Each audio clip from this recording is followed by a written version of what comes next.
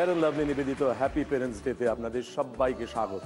আজকে আমরা আমাদের সঙ্গে পেয়েছি এমন একজন মানুষকে যিনি পেশার কারণে তার পরিবারকে খুব বেশি সময় দিতে পারেন না, তাই তিনি বেছে নিয়েছেন আমাদের এই ইচ্ছে পূরণের মঞ্চ, এই স্বপ্ন পূরণের মঞ্চ। আমরা স্বাগত জানাই ডক্টর রঙ্গন ভট্টাচার্য এবং তার বাবা মাকে।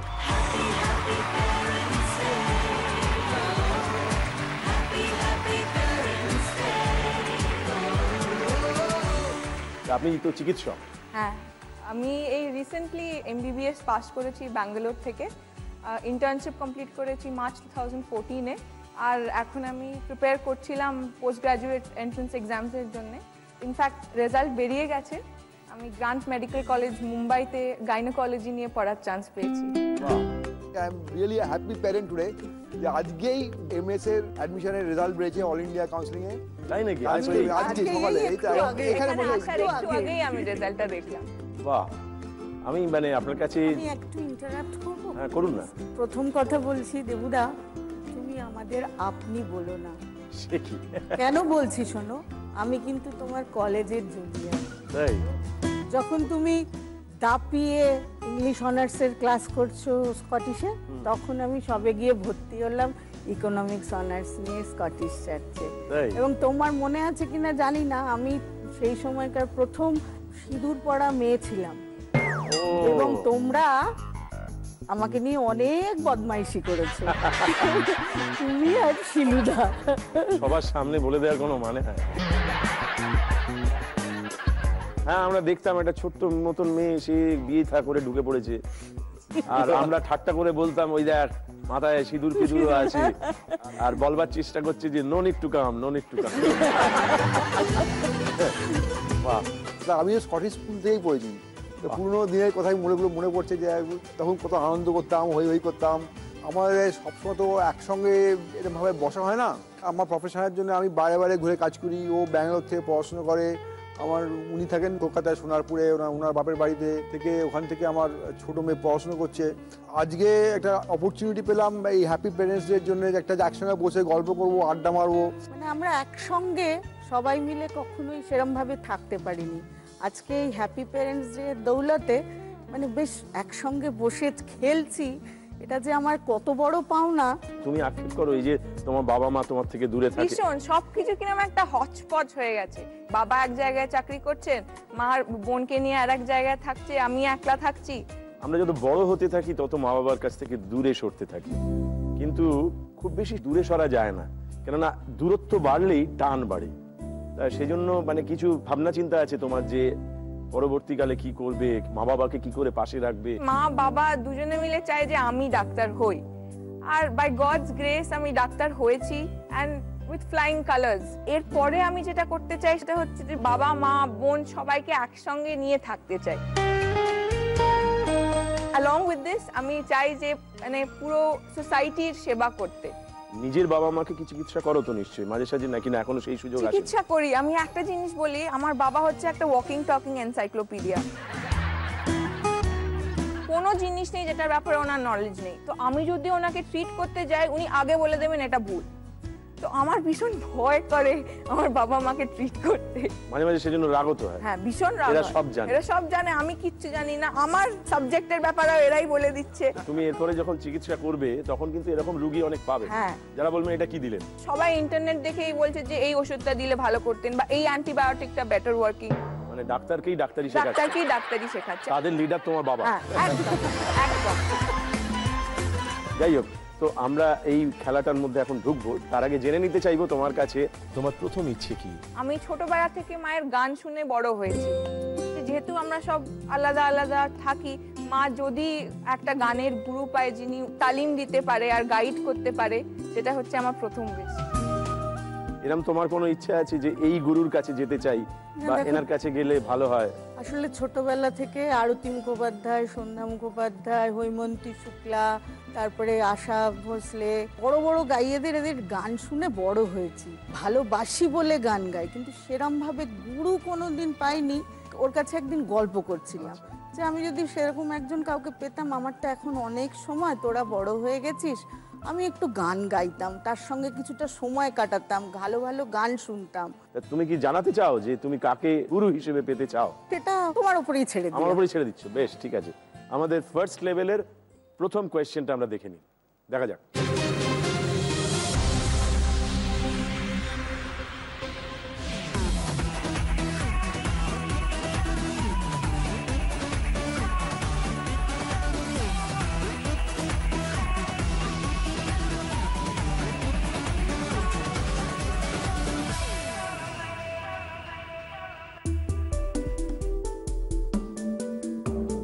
এক ধরনের মুখোশ দেখানো হলো, খুবই পরিচিত মনে মুখোশটা, নিশ্চয়ই চেনা গেছে। হ্যাঁ, এই মুখোশ কোন জেলায় তৈরি হয়? মুখোশটা কি? ছৌ ডান্সের হ্যাঁ, মুখোশ। ছৌ নাচের মুখোশ।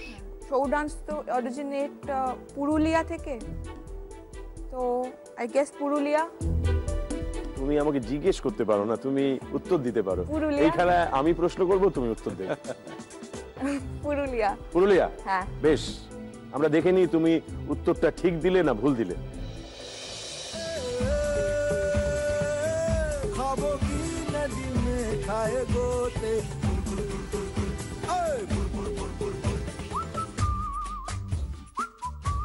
পুরুলিয়া বলতেই মনে পড়ে ছৌ নাচ, আর এই ছৌ নাচের বিশেষ আকর্ষণ হলো তার মুখোশ।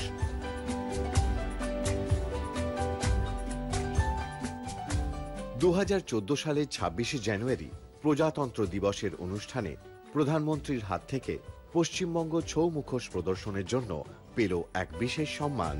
ওই ট্যাবলো কাজ করেছিলাম আমি ছৌ মুখোশ দিয়ে। ভারত স্বাধীন হওয়ার পরে প্রথম পুরস্কৃত আমাদের ওয়েস্ট বেঙ্গল হয়েছে।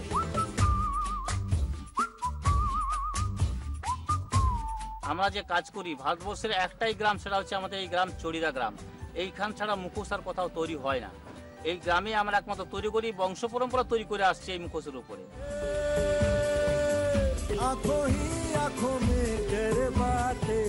আমরা প্রতিটা শিল্পী কিন্তু নাচও জানি, যার জন্য আমরা জানি যে একটা মুখোশের ওয়েট কতটা। সেই অনুপাতে আমরা খুব মাটি কম ব্যবহার করি, কাগজ এবং কাপড় দিয়ে মুখোশটা তৈরি হয়, যাতে নাচার সময় তার যেন খুব একটা চাপ সৃষ্টি না হয়, সেজন্য ফ্রি মাইন্ডে নাচে দেখাতে পারে, যে জন্য মুখোশ খুব হালকা টাইপের।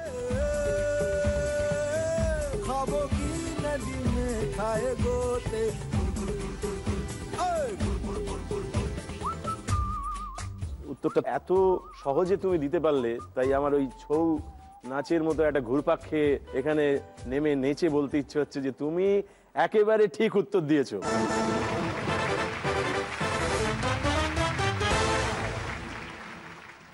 তোমার নাম হচ্ছে রঙ্গন। রঙ্গন।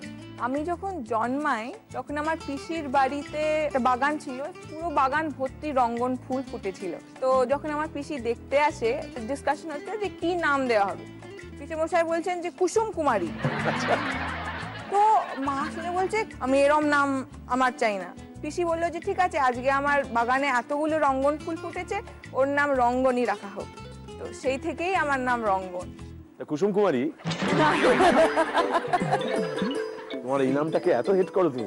হেট করি না, আমার নাম রঙ্গন। এই যে কুসুম কুমারী একদিন তোমাকে কেউ বলতে চেয়েছিল? শুধু বলতে চেয়েছিলেন না, এখনো মাঝে মাঝে বলেন। আমার কিন্তু ওই নামেই ডাকতে ইচ্ছে। না, কুসুম কুমারী খুব সুন্দর নাম। হ্যাঁ নিশ্চয়ই। হয়তো পুরনো নাম, সেই কারণে মা আপত্তি করেছিলেন বড় নাম। তোমরা যে সময় জন্মেছো সেই সময় একটা ব্যতিক্রমী নাম দেওয়া খুব চল ছিল। এমন নাম যাতে বেশ উচ্চারণ করতে কষ্ট হয় লোকের, এবং তারপরে বলে দেখেছি ওর বাবা মা কত ভেবে চিন্তে একটা নাম দিয়েছে। ইচ্ছে পূরণের দ্বিতীয় প্রশ্নটা অপেক্ষা করে আছে। ফার্স্ট লেভেলের সেকেন্ড কোয়েশ্চেনটা দেখে নিই, দেখা যাক।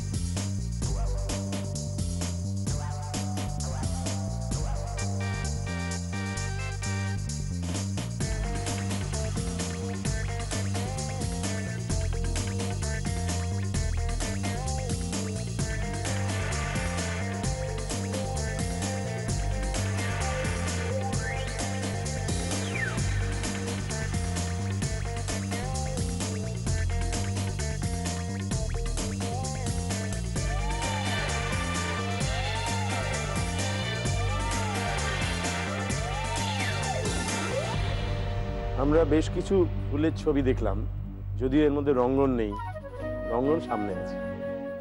এইখানে যে ফুলগুলির ছবি দেখতে পাচ্ছি তার মধ্যে সবচেয়ে দামি কোনটি? ফুলে ফুলে ঢোলে ঢোলে বহে কি বা মৃদুবা। আমার একটু কনফিউশন লাগছে দুটোর মধ্যে, অর্কিড আর বার্ড অফ প্যারাডাইস। ফুলে ফুলে অর্কিডের তো অনেকই দাম, কিন্তু বার্ড অফ প্যারাডাইসটা আমি ঠিক শুনিনি।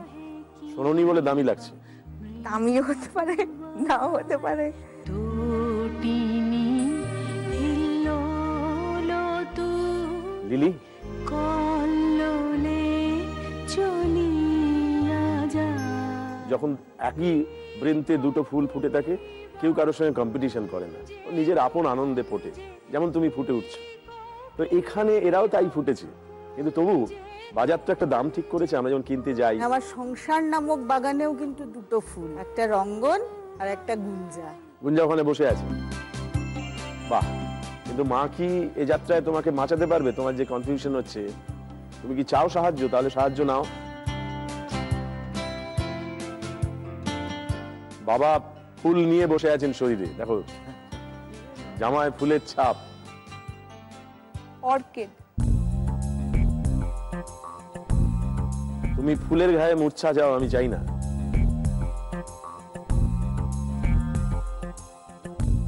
তাহলে কি বার্ড অফ প্যারাডাইস? তুমি আমায় জিজ্ঞেস করতে পারো না?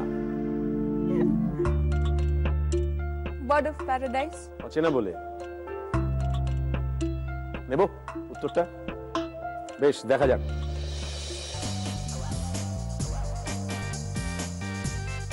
এই ফুলটাকে না লিলি বলে, এটা বিওপি বলে, বার্ড অফ প্যারাডাইস। এটা আপনার অর্কিড, এটা আপনার জারবেরা, এটা আপনার কার্নেশন। এই বুকের মধ্যে যে যে ফুল আছে তার মধ্যে সব থেকে দামি ফুল হচ্ছে লিলি।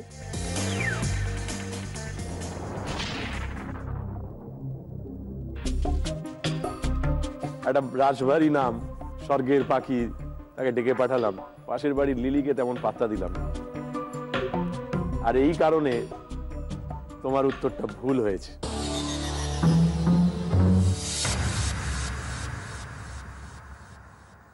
এইবারে তোমার সামনে একটাই প্রশ্ন রইল এবং সেটার উত্তর দিতে হবে, নইলে খেলার একটা নিয়ম থাকে, সেই নিয়ম অনুযায়ী তোমাকে ছিটকে যেতে হবে। কিন্তু মায়ের জন্য তুমি একটা অসাধারণ ইচ্ছে করেছো, সেজন্য তোমাকে এই প্রশ্নের উত্তরটা ঠিক দিতে হবে। আমরা দেখে নিই পরের প্রশ্নটা কি অপেক্ষা করে আছে। ভালো করে দেখো, ভালো করে বোঝো, দরকার হলে সাহায্য নাও, তারপর উত্তর দাও। আমাদের ফার্স্ট লেভেলের থার্ড কোয়েশ্চেনটা দেখে নিই।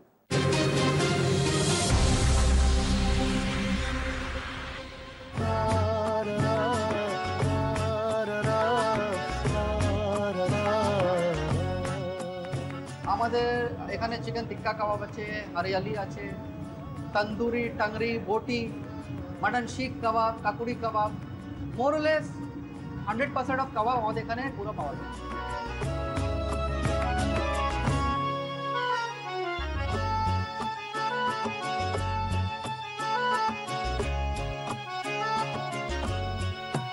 दिल तो बच्चा है जी,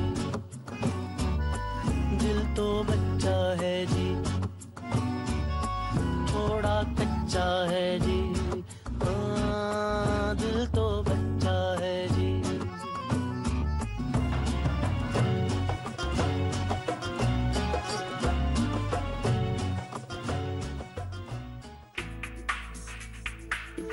এটি কোন ধরনের কাবাব?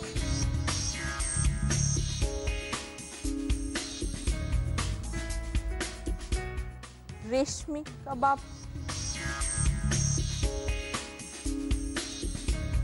আবার তুমি প্রশ্ন করছো।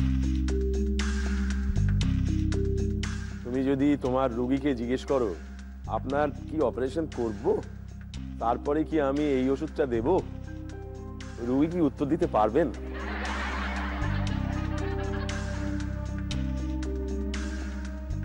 তুমি জানো তো কাবাব কত রকমের হয়? তুমি চাইলে সাহায্য নিতে পারো। রেশমি কাবাব। খেয়েছো? হ্যাঁ, রেশমি কাবাব তো খেয়েছি। রেশমি কাবাব কোথা থেকে এসছে শব্দটা জানো? আফগানিস্তান।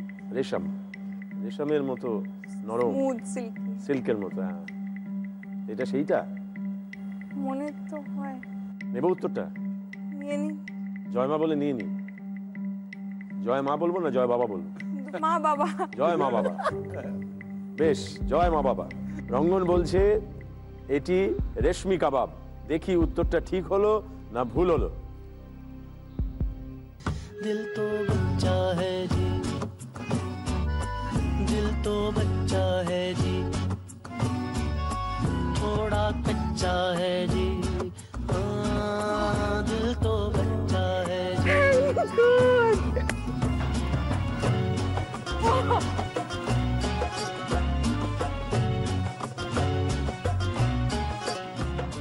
তুমি এই প্রশ্নটা একেবারে ঠিক উত্তর দিয়েছো।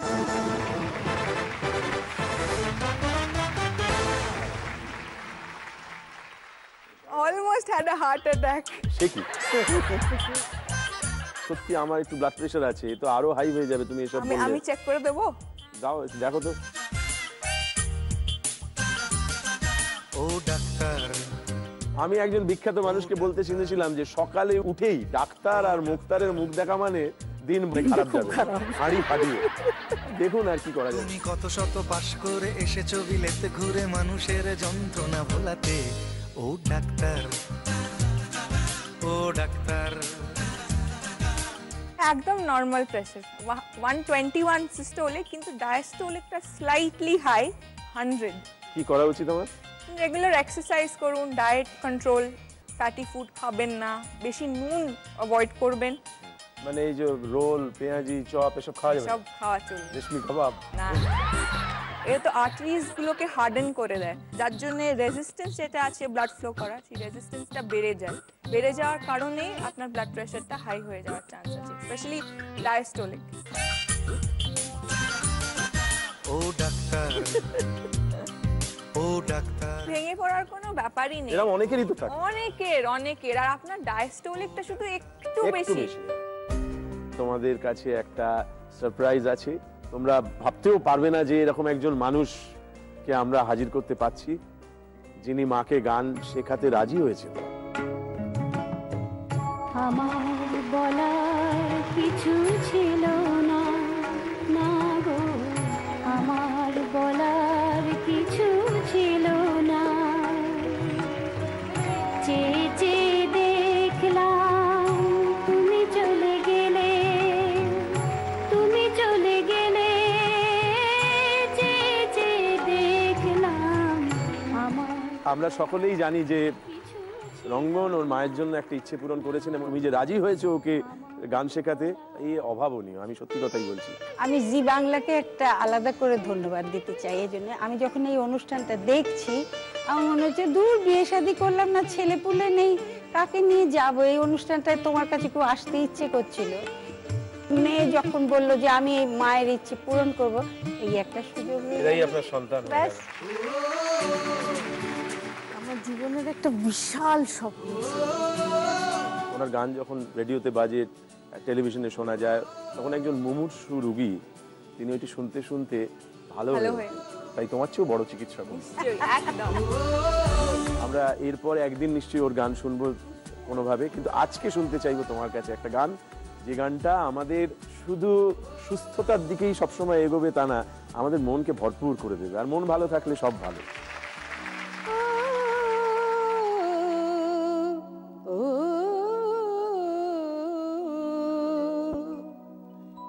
এমন স্বপ্ন কখনো দেখিনি আমি, মাটিতে যে আজ স্বর্গ এসেছে নামি।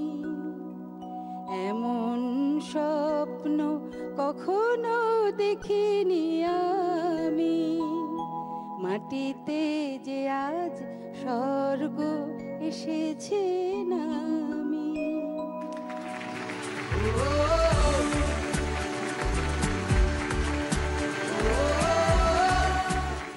রঙ্গন, তোমার দ্বিতীয় ইচ্ছেটা আর শুনে নেবো। আসলে আমি নিজে তো একজন ডাক্তার, তো আমি দেখেছি আজকাল মেন যে কারণ ম্যাটার্নাল মর্টালিটি, প্রেগন্যান্সির সময় মেন যে ম্যাটার্নাল ইলনেসেসগুলো হয় সেগুলো নিউট্রিশনাল প্রবলেমস থেকে, আর মেজরলি অ্যানিমিয়া দেখা যায় এদের মধ্যে। এই রিসেন্টলি আমার মা বাবার 29th ম্যারেজ অ্যানিভার্সারিও আসছে। তাই নাকি? হ্যাঁ। বাহ। এত বছর বিয়ে করে ফেলেছো, বলনি তো। তো আমি চাই যে একটা ব্লাড ডোনেশন ক্যাম্প যদি আমার মা বাবার নামে আমি করতে পারি সব মহিলাদের জন্য। এটা দারুণ ইচ্ছে।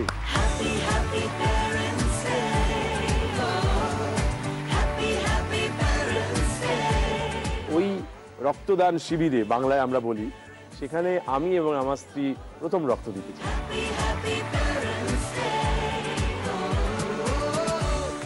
আমরা দেখে নিই আমাদের সেকেন্ড লেভেলের ফার্স্ট কোয়েশ্চেনটা কি অপেক্ষা করে আছে, দেখা যাক।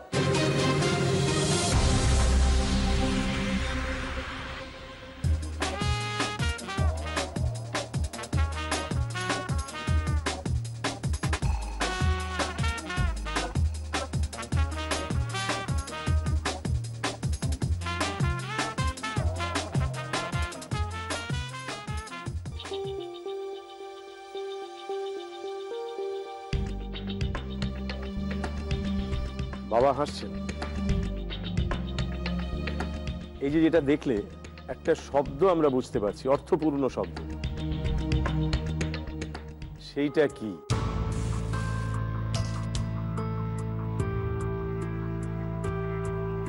কিছু মাথায় আসছে না? তুমি কি বাবা মার থেকে সাহায্য নিতে চাও? নাও। বাবা, তিমি মাছ সমুদ্রে অর্ধেকটা ডুবে আছে, অর্ধেক জলের উপরে।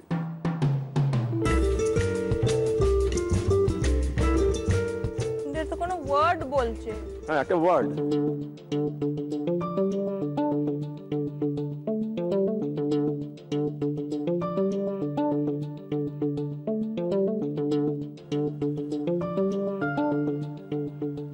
ওডি।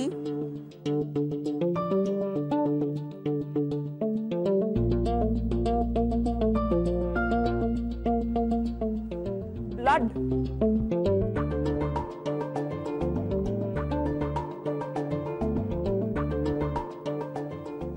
কেন মনে হলো?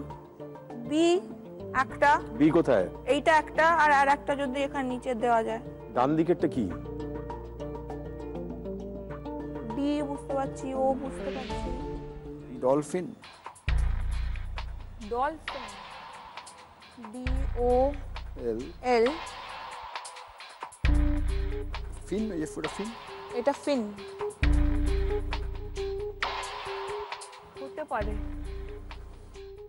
এই উত্তরটা নেব? হ্যাঁ, একটা সাহায্য চলে গেল। ঠিক আছে। উত্তরটা যেটা রঙ্গন দিয়েছেন সেটা ঠিক না ভুল দেখে নিন।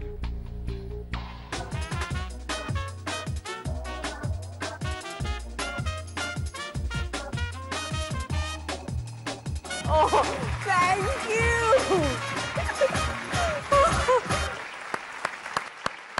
তুমি একেবারে ঠিক উত্তর দিয়েছো।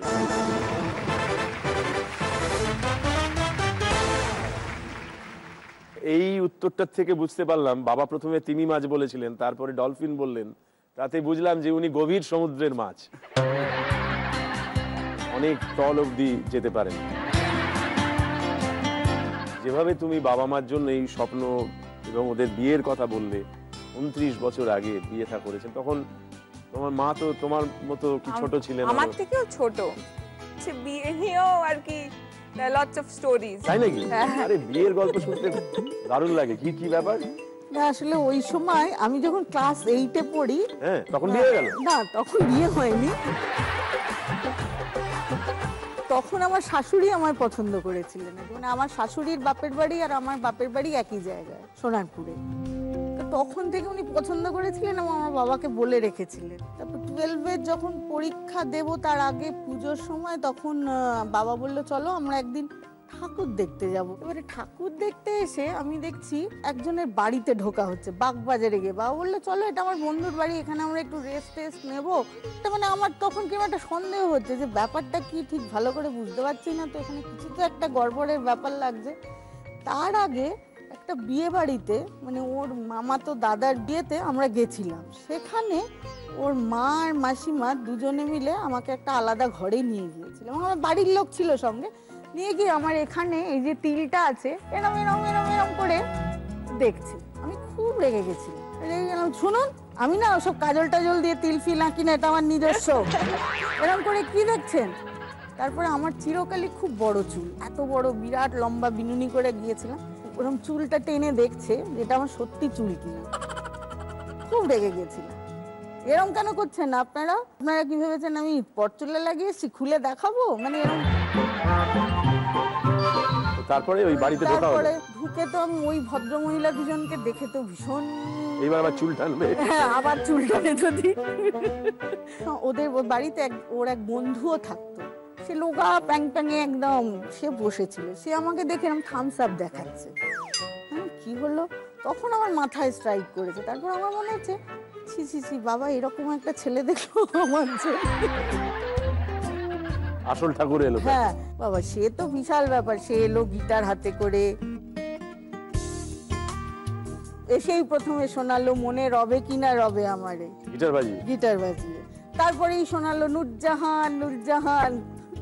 আপনি ঠিকই করে এসেছিলেন যে প্রথম দর্শনই কুপকাত করে দেবেন, সেই জন্য গিটার নিয়ে এসেছিলেন। না ওর দিকে তাকিয়েছিলেন? হ্যাঁ হ্যাঁ, আমি যতবারই দেখছি বড় বড় করে তাকিয়ে আছে আমার দিকে। লজ্জা করছিল না? লজ্জাটা যায়নি, আপনি তুড়ি মেরে দেবো। তোমার ওকে দেখে মনে হলো একেই তো খুঁজছিলাম। নিশ্চয়ই সেই সময় মনে হয়েছিল, এখন তা মনে হয় আর কি। এরকম জীবনসাথী অন্য কেউ আমার হতো না। রঙ্গন, তোমাকে একটা কথা জিজ্ঞেস করি, ডাক্তার হয়েছো, তোমার কি আর কোনো হবি আছে? বা আমি নাচতে খুব ভালোবাসি। মানে শিখেছো কোথাও? হ্যাঁ, আমি ক্লাসিক্যালি ট্রেন ভরতনাট্যম ডান্সার, তো আমি শিখেছি। আর আমি ফ্রি টাইম পেলেই নাচো? নাচি। বাহ, ভেরি গুড। আমাদের সেকেন্ড লেভেলের সেকেন্ড কোয়েশ্চেনটা আমরা কিন্তু এখানে দেখবো না, আমরা একেবারে সামনে দেখব, এবং তারপর তোমাকে একটা প্রশ্ন করা হবে। তুমি মা বাবার কাছ থেকে আর একটা সাহায্য পেতে পারো। তাহলে আমরা দেখে নিই সেকেন্ড লেভেলের সেকেন্ড কোয়েশ্চেনটা।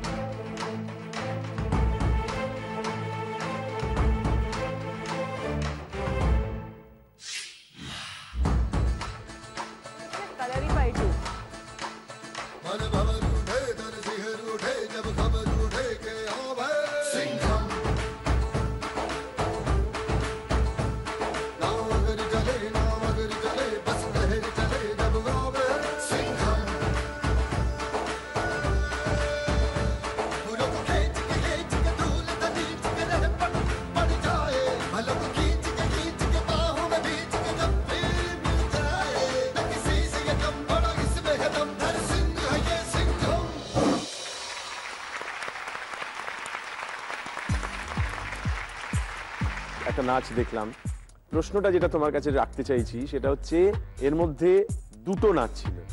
বাবা, দুটোই কেরালা থেকে, if I am not wrong. একটা হচ্ছে কথাকলি, আর দ্বিতীয়ত হচ্ছে যে মার্শাল আর্টস ডান্স হয় কালারি পায়টু বলে। কালারি পায়টু? হ্যাঁ। আর একটা কথাকলি? হ্যাঁ। ভালো করে দেখেছিলে? আমি করেছি কালারি পায়টু, মার্শাল আর্ট ওখানকার। ওই দুর্গাপূজার সময় করেছিলাম আমরা। তুমি কি সেজেছিলে? অসুরের দলের একজন সেজেছিল। মুভমেন্ট গুলো মনে আছে? একটু আর দু অত। চলো চলে এসো, ওর সঙ্গে মিলে না, এমনি মজার।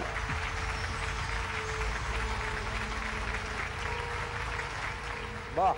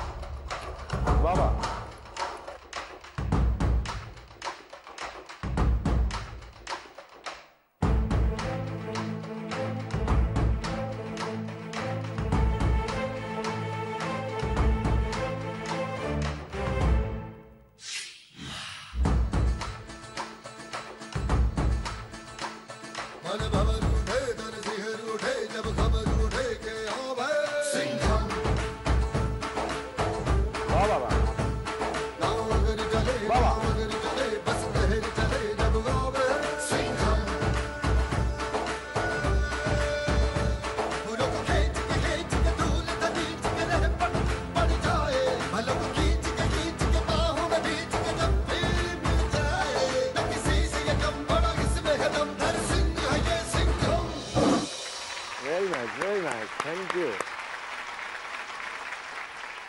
তুমি একেবারে ঠিক উত্তরই দিয়েছো, ধন্যবাদ।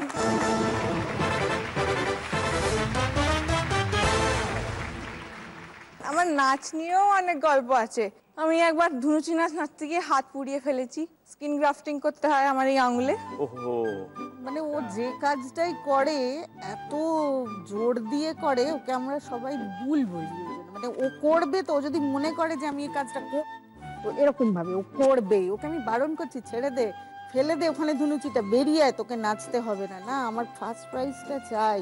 পুরো শেষ করলো এবং ওর ধরার ইয়েতে ভুল হয়েছিল, যার জন্য ওটার উপরে তোমার যন্ত্রণা হচ্ছিল, কষ্ট কিন্তু নাচের আনন্দটা একটা আনন্দ হয় আমার নাচলে। দারুণ ব্যাপার, দারুণ। জীবনের অনেক ছোটখাটো কাজেও আমরা কিন্তু আমাদের যন্ত্রণাটাকে ভুলতে চাই আমাদের আনন্দ দিয়ে, এবং এই মঞ্চ সেই রকম একটা জায়গা যেখানে আমরা যন্ত্রণার কথা বলি বটে কখনো সখনো, কিন্তু আদতে ওই নাচের মতো নেচে উঠতে চাই, আনন্দ পেতে চাই, মুগ্ধ হতে চাই, মুগ্ধ করতে চাই, একই সঙ্গে সকলে মিলে পাশাপাশি থাকতে চাই। তোমাকে অনেক ধন্যবাদ যে তুমি এরকম একটা শক্তি নিজের মধ্যে ধরে থাকো। তোমার যে দ্বিতীয় ইচ্ছেটা ছিল সেটা পূরণ করে ফেলেছো, কেননা তুমি দুটো প্রশ্নেরই উত্তর দিয়ে ফেলেছো। রক্তদান শিবির তুমি করতে চেয়েছো তোমার মা বাবার বিবাহ বার্ষিকী উপলক্ষে। তোমাকে একটা শুধু দায়িত্ব দেবো, তুমি অর্গানাইজ করবে কোনোভাবে, তোমার বাবা মার সাহায্য নিয়ে তোমার অঞ্চলে পাড়ায় কোথায় করবে সেটা ঠিক করে নেবে, বাকি সাপোর্টটা কিন্তু আমরাই দেবো, এটা কথা দিয়ে রাখো। Thank you so much, thank you. তোমরা ছিলে বলেছিল স্বপ্নগুলো কাছে, ছোট্টবেলার রূপকথারা এমনি করে বাঁচে, আমরা এবার সোনার কাঠি মুঠোয় তুলে নি, আজ তোমাদের স্বপ্নগুলো সত্যি করে দিই। তুমি তো স্তম্ভিত করে দিয়েছো, তুমি দুটো পর্ব পেরিয়ে গেছো, দুটো লেভেল, এবারে কিন্তু থার্ড লেভেল। তার আগে তোমার কাছে জেনে নেবো তোমার তৃতীয় ইচ্ছেটা কি। তুমি তৃতীয় ইচ্ছেটা বলার আগে আমি বলতে চাই যে আমার জীবনে তিনটে মানে মোটো। ফার্স্ট মোটো হচ্ছে লিভ লাইফ কিং সাইজ, আমি যাই করি আমি সবচেয়ে বেস্ট করতে চাই। সেকেন্ড হচ্ছে গিয়ে জুলিয়াস সিজার একবার বলেছিলেন উইনি বেদি উইকি, মানে I came, I saw, I conquered. এটারই যদি টেন্সটা পাল্টে দিই আমরা একটুখানি, তাহলে আমি বলবো I will come, I will see and I will try my best to conquer everything. বাহ। আর থার্ড হচ্ছে আমি যে জিনিসটাই করি সেটাতে আমার মা বাবার হাসি, আমার মা বাবার খুশি আমি দেখতে চাই। আর ইদানিং আমার মা এত পান খাচ্ছে যে দাঁতগুলো না একেবারে পানের ওই নিকোটিন স্টেন হয়ে গেছে আর কি, টোব্যাকো স্টেন। তো ওই জন্যে আমি আমার মা বাবার জন্যে, যাতে মা বাবার হাসিটা পুরো দুনিয়া দেখতে পারে আর $1,000,000 স্মাইল যেটাকে বলে, আমি সেইটা চাই আমার বাবা মায়ের জন্য through a dental checkup for both of them. বাহ ভাই, এরপর তো দাঁত বার করে হাসতেই ভয় লাগছে। এই অন্যরকম ইচ্ছেগুলো আমরা খুঁজি, আমরা চাই। আমি চাই আমার পাশে যে মানুষটি আছেন তার হাসিটা যেন মিষ্টি দেখায়, আর সেটা তুমি চাইছো। আমরা দেখে নিই আমাদের থার্ড লেভেলের ফার্স্ট কোয়েশ্চেনটা কি অপেক্ষা করে আছে, দেখা যাক।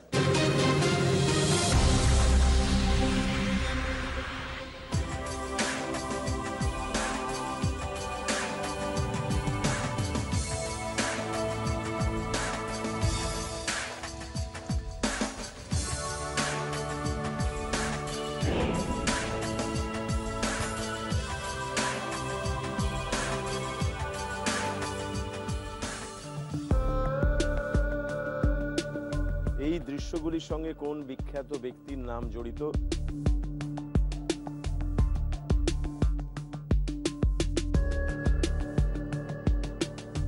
এবং ইনি খুব বাঙালি হিসেবে আমাদের গর্বিত করেছেন।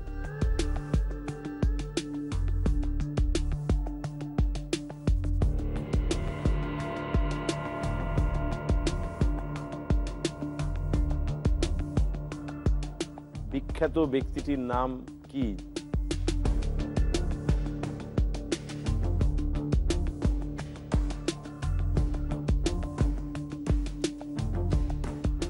তোমার একটা সাহায্য বোধহয় বাকি আছে। আমি আমার মনে আসছে কিন্তু আই এম নট শিওর। বলো। সুভাষ চন্দ্র।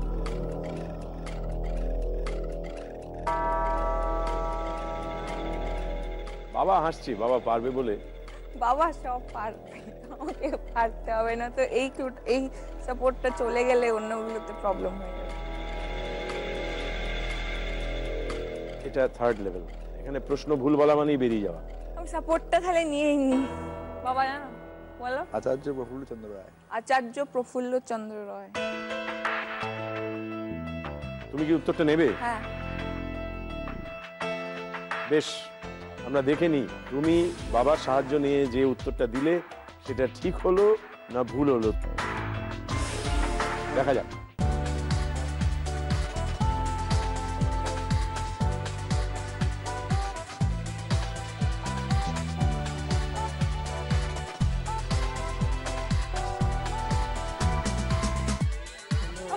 How do you know all this? তুমি একেবারে ঠিক উত্তর দিয়েছো।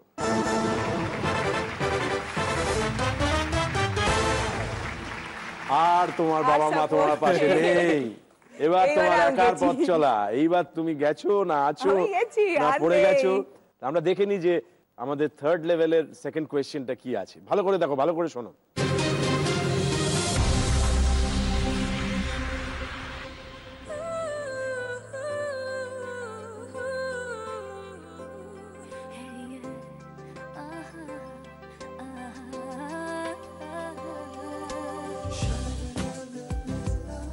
ওড়িশার সালেপুরে তৈরি হয় এই শাড়ি। এই শাড়ির বিশেষত্ব এই যে এই শাড়িতে যে সুতোর কাজ থাকে তা কোনো মেশিনে নয়, হাতে বোনা হয়। धागे का काम जो है ना आपका, ये पूरा आपका जैसे कि घर में डालते हैं ना सामने जो चोटी, ये पूरा उसी का डिजाइन का है पूरा।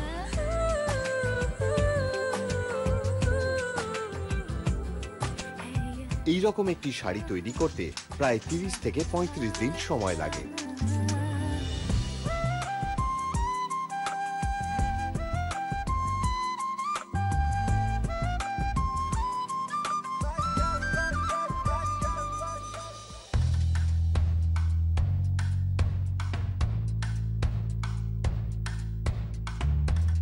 আমরা যে ছবিটা দেখলাম, একটা পদ্ধতিতে শাড়ি তৈরি করা, তার সম্পর্কে কিছু জানান দেওয়া হলো। এই শাড়িটার নাম কি?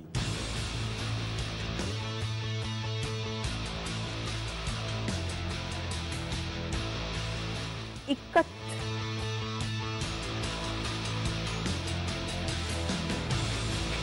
ওড়িশা। কটকি শাড়ি।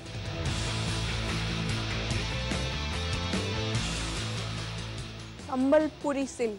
কটকি নয়। কটকিতে ডিজাইনটা একটু আলাদা, এরকম নয়। ইক্কত বললে যে? ইক্কত এখানকার শাড়ি নয়। তোমার কাছে আমরা একটা ফাইনাল উত্তর চাইছি যে এটিকে কোন শাড়ি বলা হয়।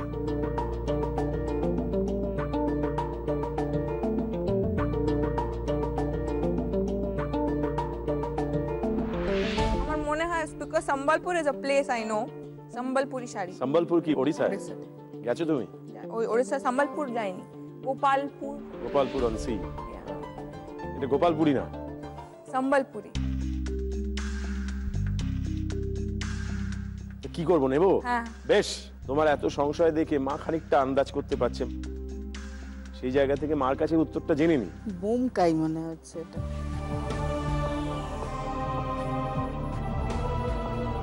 তুমি বলেছো এটা সম্বলপুরি, মা বলেছেন বোমকাই। কোনটা ঠিক উত্তর দেখে নি।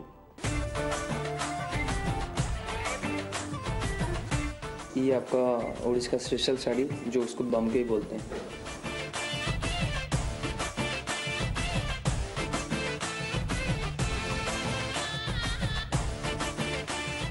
তুমি যে উত্তরটা দিয়েছো সেটা ভুল হয়েছে।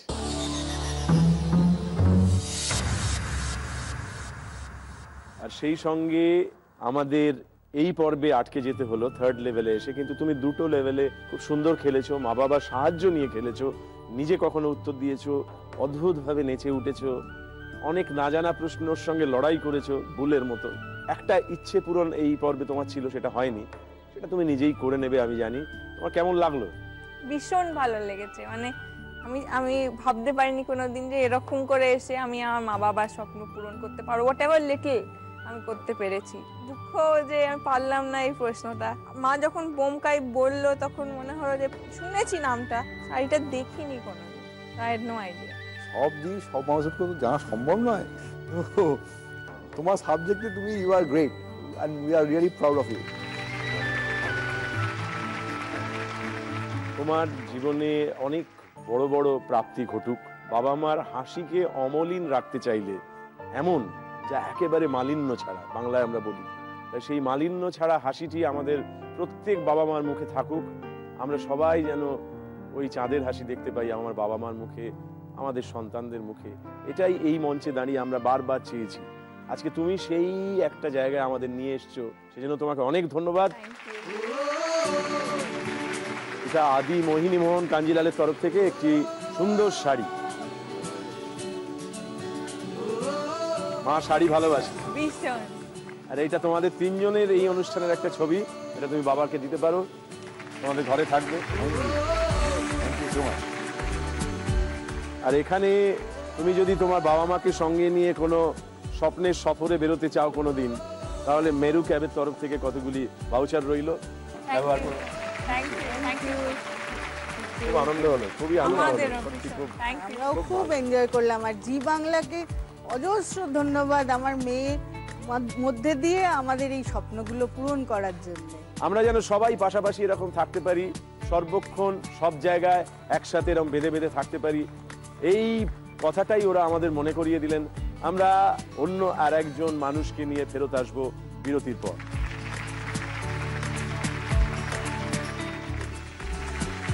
এবার আমরা ডেকে নেব বাগুইয়াটি সম্পদ দাস এবং তার মাকে।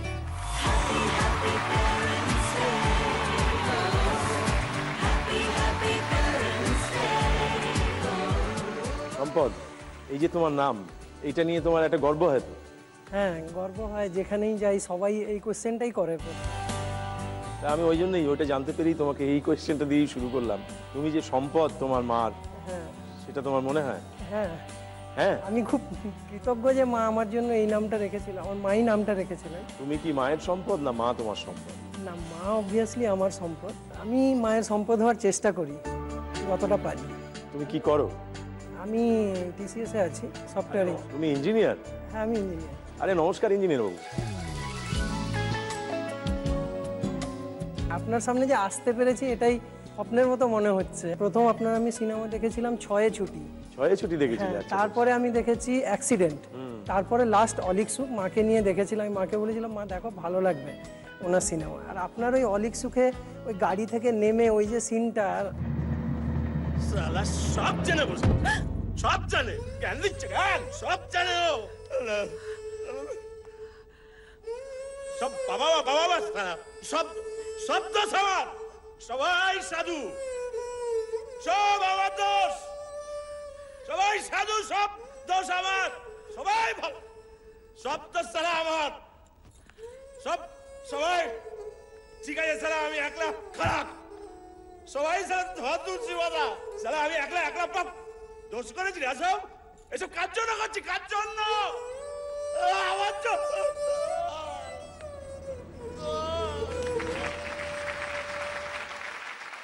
মানুষ জীবনে অনেক যন্ত্রণায় পড়লে ওরকম করে কাঁদে বলে আমার বিশ্বাস। তখন রাস্তা, গাড়ি ঘোড়া, মানুষজন, কোনো কিছু খেয়াল থাকে না। ওই সিনটা আমি আপনাকে পুরোপুরি ফিল করতে পারছিলাম।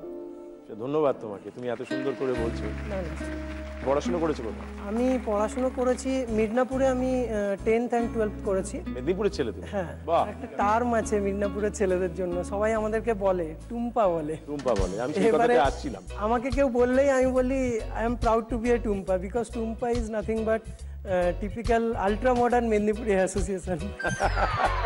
খুব ভালো। আজকে কি কারণে তুমি এসছো তো জানো এখানে? মার স্বপ্ন পূরণ করবার জন্য, ইচ্ছে পূরণ করবার জন্য। তোমার যে পরিবারটা, কে কে আছেন সেখানে? আমার পরিবারে আমি, মা, আমার ওয়াইফ আছে, এসেছে। ও ওয়াইফ এসেছে? হ্যাঁ। নমস্কার।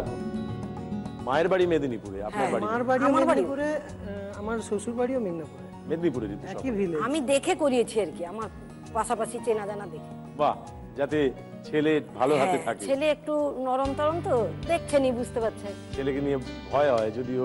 না, ও এখানকার মেয়ে ঠিক লাইক করতো না। তাই নাকি? হ্যাঁ।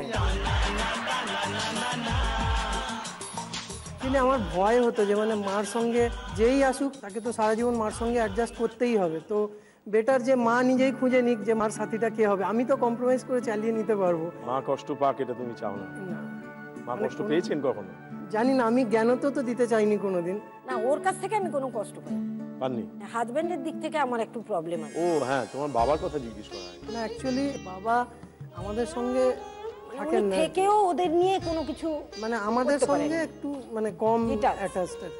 মানে তোমার ছোট থেকেই নাকি? না হ্যাঁ, ও ছোট থেকে 5-6 বছর বয়স থেকে। মানে তারপর থেকে আর তুমি এখন আসতে চাইলেও আমরা ঠিকমতো সেটাকে এগ্রি করি না, কারণ যখন দরকার ছিল তখন যখন পাইনি একা একাই সব করেছি, এখন আমি সেটাকে ঠিক মেনে নিতে পারি না। মানে ওরা ক ভাই? ও 2 ভাই, আমার ছোট ছেলে আছে, ও বড় ছেলে। তো এই যে আপনি 2 ছেলেকে একা মানুষ করেছেন, কি করে যে আমি একা পারলাম সেটাও আমি নিজে জানি না। আমি যে করে হোক ওদের পড়াবো, একটা জায়গায় নিয়ে যাবো। আমার দিদি কলকাতায় থাকে, দিদির বাড়িতে কিছুদিন থাকলাম, তখন আমি টিউশনি করতাম, তারপর সেলাই মেশিন চালাতাম, ফলস পিকো করতাম, বাহ, এই সমস্ত করতাম আর কি। তারপর একবার আমার শরীর খারাপ হয়েছিল, আমার দাদা আমাকে খুব হেল্প করেছেন মানিটারি, তো দাদা আমাকে টাকা দিয়েছিলেন যে তুই ডাক্তার দেখাবি। আমি সেইটা দাদাকে প্রমিস করেছিলাম, আমি এলোপ্যাথি ডাক্তারে পয়সা যাবে, আমি তখন হোমিওপ্যাথি ডাক্তারে কম পয়সা দিয়ে দেখিয়ে ওই টাকাটায় বিউটিশিয়ান কোর্স শিখি।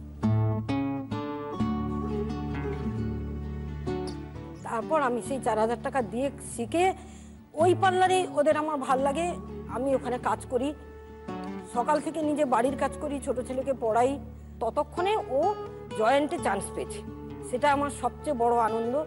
ওর ইচ্ছে ছিল মেডিকেলে পড়া, আমি সেটা পারিনি।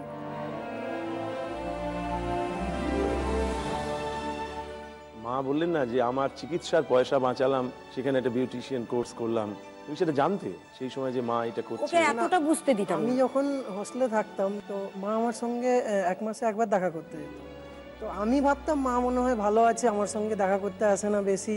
পুজোর সময় মা কী করতো, অষ্টমীর দিন মানে লাস্ট অষ্টমীর বিকেল অবধি লোকে সাজাগোজা করে, তারপরে মা বাড়ি যেত আমার সঙ্গে দেখা করতে। আর আমি ভাবতাম সপ্তমী অষ্টমী চলে গেল, মা মনে হয় পুজো ঘুরছে আর আমি কারোর সঙ্গে ঘুরতে পারছি না।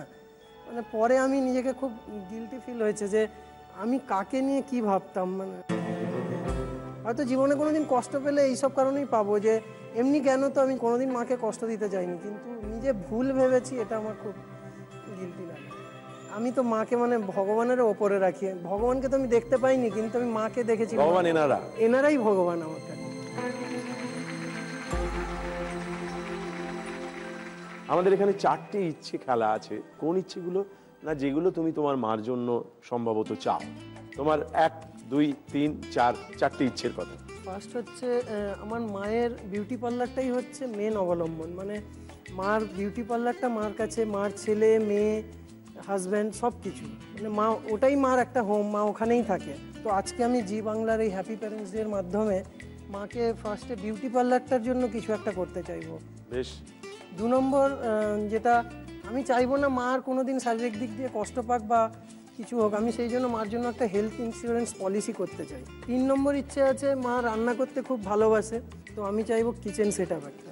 বেশ, মার রান্নাঘর সাজিয়ে তুলতে। হ্যাঁ। আর 4 নম্বর ইচ্ছে? আমি যখন জব পাই মা বৈষ্ণোদেবীর কাছে মানত করেছিলেন যে আমরা যাব, তো মা আমাকে বলেছিলেন, আমি এখনো অবধি মাকে নিয়ে যেতে পারিনি, তো এটার মাধ্যমে যদি আমি ওইখানে নিয়ে যেতে পারি তাহলে মার ওই স্বপ্নটা পূরণ হবে। বাহ, ভারী সুন্দর 4টে ইচ্ছে তোমার। তাহলে আমরা প্রথম ইচ্ছে পূরণের জন্য আমরা একটা খেলায় ঢুকবো। সেই খেলাটার একটা ছোট্ট নিয়ম আছে। নিয়মটা হচ্ছে আমাদের 4টে লেভেল আছে। প্রথম লেভেল এটা, সেই প্রথম লেভেলে তোমার কাছে 3টে প্রশ্ন করা হবে, তার মধ্যে 2টো প্রশ্নের উত্তর দিতে পারলেই তোমার প্রথম মায়ের জন্য ইচ্ছে পূরণটা ঘটবে। 2টো সাহায্য পাবে মার কাছ থেকে, মানে যেটা তুমি হয়তো জানো না, মার কাছ থেকে জানতে চাইলে সেরকম সাহায্য তুমি নিতে পারো 2বার। আমরা ফার্স্ট লেভেলের ফার্স্ট কোয়েশ্চেনটা কি অপেক্ষা করে আছে দেখে নিই তোমার জন্য।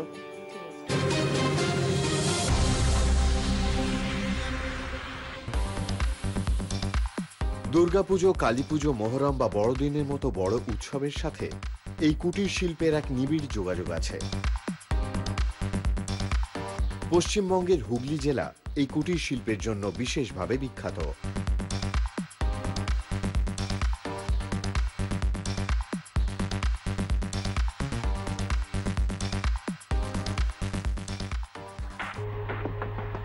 একটা বিশেষ ব্যাপার দেখানো হলো, কোন সময় লাগে কি ব্যাপার উৎসবের সঙ্গে এর যোগ এটা জানানো হলো, হুগলি জেলাও বলা হলো।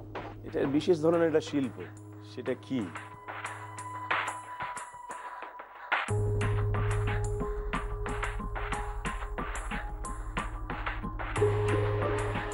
কোন কুটির শিল্প?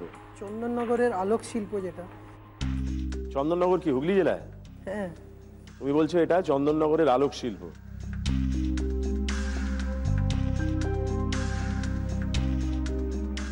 এই আলোয় তুমি আলোকিত হলে নাকি তোমার জীবনে একটা ছোট অন্ধকার হলো, সেটা একটু পরেই জানা যাবে। কোন কুটির শিল্প? চন্দননগরের আলোক শিল্প যেটা। চন্দননগর কি হুগলি জেলায়? হ্যাঁ। তুমি বলছো এটা চন্দননগরের আলোক শিল্প।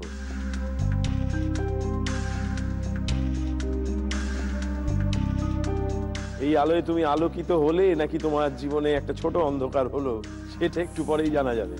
উত্তরটা কি নেব? ওকে, বেশ। সম্পদের উত্তরটা ঠিক হলো না ভুল হলো আমরা দেখে নিই।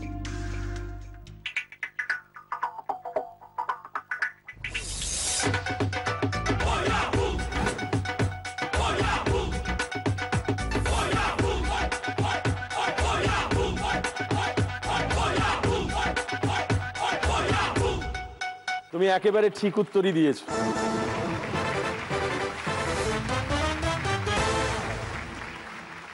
এই যে ছোট্ট ছোট্ট ছোট্ট ছোট্ট কতগুলো আলোকে জুড়ে দিয়ে একটা অদ্ভুত শিল্প তৈরি হয়, তোমার মার জীবনের সঙ্গে অনেক মিল পেলাম। এরকম ছোট ছোট ছোট ছোট পয়সা জমাতে জমাতে ছোট ছোট ছোট ছোট শ্রমকে স্বীকার করতে করতে তোমাদের বড় করে তুলেছে। মা এখনো কষ্টটাকেই আঁকড়ে থাকতে ভালোবাসে, মানে মা ভয় পায় বেসিক্যালি যে আবার আনন্দে ঢুকবো, আবার যদি কষ্টটাই ফিরে আসে। আমি চাই ওদের যেন আমার মতো আর কষ্টটা কোনোদিন না আসে, ওরা যেন আর 5 জনের মতোই বড় হতে পারে। এইটা নিয়ে আমার একটু কমপ্লেনও আছে। এই যে ভাবতে ভাবতে মা এমন পর্যায়ে চলে গেছে, এখন মার 52 ইয়ার্স ওল্ড, এখনো মাই বাজার করবে, কেননা আমাদের কষ্ট হবে, এখনো মাই ইলেকট্রিক বিল দেবে, কেননা আমার টাকাটা সেভিংস হবে। আমি আজকে মেডিকেল ইন্স্যুরেন্সের কথা বললাম, মার নিজের নামে নেই, আমাদের নামে আছে। এইটা তো মানে নট ফেয়ার। আমি কি করে ওনাকে বলি যে আপনি এরকম করবেন না, কারণ তোমার জন্য ভাবনাতেই ওনার আনন্দ। হ্যাঁ একদম। খেলার বাইরে এমন কিছু জায়গা নিশ্চয়ই তোমার আছে বা ভেবেছো তুমি, যেটা মার জন্য কোনো না কোনো দিন করে উঠতে পারবে, যেটা মা কিছুতেই তোমাকে করতে দেয় না। হ্যাঁ, ফ্ল্যাট যে করেছে ও আমার নামেই করেছে, আমাকে বাদ দিয়েও কিছু ভাবতে পারে না। মার নামে করেছো, তখন কি তুমি বিবাহিত? হ্যাঁ, মানে না, রেজিস্ট্রি হয়ে গেছে। একটু মানে আমি বলছি, মানে ওর বউ হয়েছে, ওর ওই সব দিক দিয়ে কোনো কমপ্লেন। সত্যি কথা বলতে গিয়ে ওর মতো মেয়ে এখনকার দিনে পাওয়া মুশকিল। আপনি কিছু জীবনে হারিয়েছেন বোধহয় বলছিলেন, কিন্তু পেয়েছেন অনেক। অনেক পেয়েছি। পুরনো কথা মনে পড়ে? আসে না, ওই আসার অবকাশটুকু আমি পাই না। না, এই যে ওর পাশে এপাশে একটা চেয়ার খালি, ওখানে একজন তো বসে থাকতে পারতেন। আমার একদম কিছু মনে হয় না, ও পাশে আছে বলে আমার এতটুকু মনে হয় না। এখনকার দিনের ছেলেরা যেটা করে, মানে ম্যাক্সিমাম, ওরা আমার প্রতি ওই রকম অ্যাটিটিউড কখনো করে না, যার জন্য আমার ওই ফিলিংস আর নেই যে কোনো কিছুর অভাব পাইনি। কারণ এখন আমি ওদেরকে যদি বলি চাঁদটুকু ছাড়া যা এনে দিতে বলবো ওরা এনে দেবে, এতটা আমার বিশ্বাস। আমার ধারণা ওরা চাঁদও এনে দিতে পারে। মানে ওটা সম্ভব নয়, তাই বলছি। রবীন্দ্রনাথের একটা কবিতা আছে জানেন তো, ভাই দাদাকে বলছে যে চাঁদ অত দূরে, আমি চাঁদটাকে চাই। দাদা বলছে যে তুই কি করে পারবি, চাঁদ অত দূরে থাকে, কি করে চাঁদকে চুমো খাবি? তখন বলছে যে দেখো দাদা, তুমি কিছুই জানো না। এই যে মা যখন আমাকে আদর করবার জন্য মুখটা নিচু করে, তখন কি মনে হয় চাঁদ অনেক দূরে? মার মুখটাই তো চাঁদ। বিবেকানন্দের অনুপ্রেরণায় ও অনুপ্রেরিত, তাই অনেকটা বিবেকানন্দের মতো দেখতে, বসেওছে একদম মানে উনাকে ছাড়াও কিছুই ভাবতে পারে না। আমি দুজন লোককে খুব শ্রদ্ধা করি, মানে বিবেকানন্দ আর সৌরভ গান্ধী। খেলা খুব ভালোবাসে আর কি। মানে ক্রিকেট নাকি? Cricket, football, tennis. আমার মর্নিং ডিউটি থাকলেও আমি রাত্রিবেলা ফুটবল খেলা, চ্যাম্পিয়ন্স লিগ দেখেই আমি যাব। আমি ম্যানচেস্টার ইউনাইটেডের অন্ধভক্ত। বাহ। ওর শুধু একটাই আমার কাছে চাওয়া, যদি কোনোদিন ইউকে যাওয়ার চান্স পায়, তাহলে ও মা আমি একবার শুধু ম্যানচেস্টার ইউনাইটেড খেলা দেখি। ধরো তুমি ইউকে যেতে পারলে, কিন্তু একটা প্রস্তাব এলো তোমার সামনে যে তুমি মাকে নিয়ে যেতে পারো, স্ত্রীকেও নিয়ে যেতে পারো, কিন্তু একজনকে নিয়ে যেতে পারো, তখন তুমি কাকে নিয়ে যেতে চাইবে? যদি আমি এরকম একটাই অপশন পাই, তাহলে আমি ফার্স্ট টাইম মাকে নিয়ে যেতে চাইবো, যদি মার যাওয়ার ইচ্ছে থাকে। কারণ বউকে আরও 20 বছর পরে আবার নিয়ে যেতে পারবো, আরও 2-3 বার নিয়ে যেতে পারবো। মাকে হয়তো আমি এক্ষুনি চান্স পেলে নিয়ে গেলাম, 10 বছর পরে হয়তো মার এতটাই খারাপ সিচুয়েশন হলো আমি নিয়ে যেতে পারবো না, ওই জন্য ফার্স্ট টাইম মায়ের জন্যই যাব। তবে তোমাকে আমি হলপ করে বলতে পারি, হ্যাঁ আমি নিজে বাবা তো, মা শেষমেশ পাঠাবে তোমার বউকে, নিজে যাবেন না। আমি নিশ্চিত তোমার সামনে এই সুযোগ আসবে যেদিন তুমি ইউকে যেতে পারবে তোমার স্ত্রীকে নিয়ে এবং তোমার মাকে নিয়ে। খুব ভালো হোক সেই স্বপ্ন। একটা প্রশ্নের উত্তর তুমি ঠিক দিয়েছো, দ্বিতীয় প্রশ্নটা দিতে পারলেই তোমার প্রথম ইচ্ছে পূরণ। আমরা দেখে নিই আমাদের ফার্স্ট লেভেলের সেকেন্ড কোয়েশ্চেনটা কি আছে, দেখো ভালো করে। 1982 সালে নবম এশিয়ান গেমসের জন্য তৈরি এই স্টেডিয়ামেই স্পোর্টস অথরিটি অফ ইন্ডিয়ার সদর দপ্তর।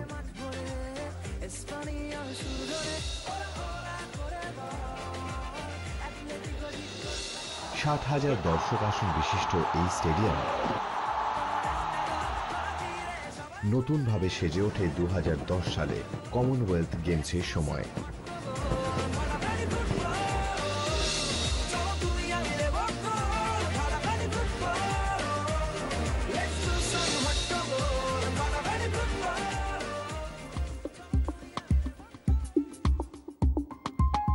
তোমায় ছবি দেখানো হলো, কিছু পরিচয় দেওয়া হলো স্টেডিয়াম সম্পর্কে, জিজ্ঞেস করা হচ্ছে এটা কোন স্টেডিয়াম, নাম কি? দিল্লির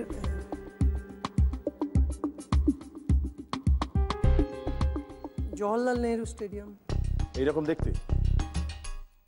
হ্যাঁ, জওহরলাল নেহরু স্টেডিয়াম। এটা কি ফাইনাল উত্তর?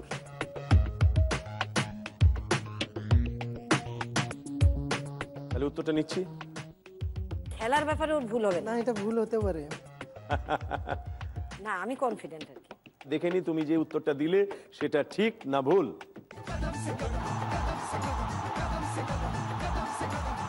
জওহরলাল নেহরু স্টেডিয়াম। তুমি একেবারে ঠিক উত্তর দিয়েছো।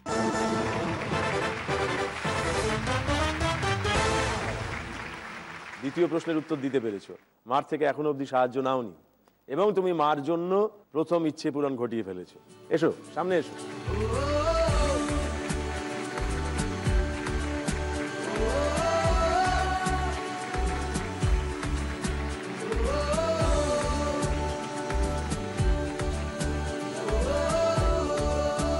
কেমন লাগছে?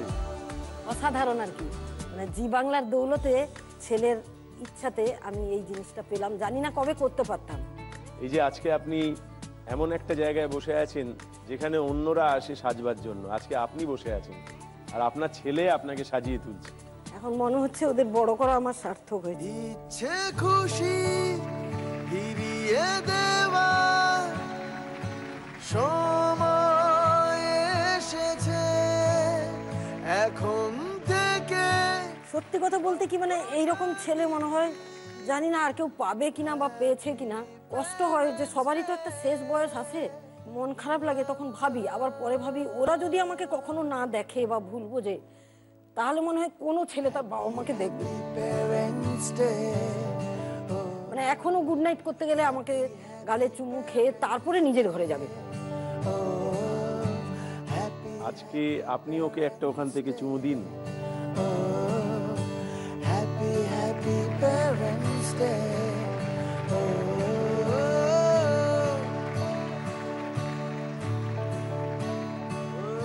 এইরকম একটা মধুর মুহূর্তের সামনে দাঁড়িয়ে, এইরকম একটা মিলনের মাঝখানে দাঁড়িয়ে আপাতত আজকে এই অনুষ্ঠানটা শেষ করতে চাই। দেখা হবে আগামী দিনে রাত্রি 10টার সময় ফেয়ার অ্যান্ড লাভলি নিবেদিত হ্যাপি পেরেন্টস ডেতে, সঙ্গে এদেরকে নিয়ে।